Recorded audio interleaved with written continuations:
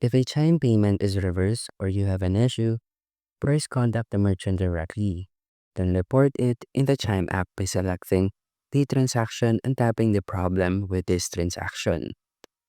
Now, for reverse payments on merchant side, you can call or visit the merchant with proof of purchase to understand why the payment was reversed and request a refund if applicable.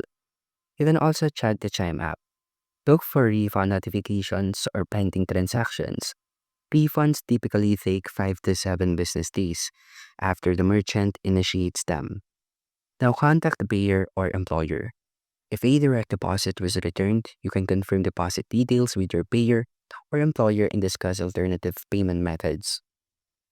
And also verify the details. For failed payments, ensure that you have sufficient funds and consider relinking your card in the Bills Hub. And that's what you can do if your payment has been reversed in Chime. And thank you for listening.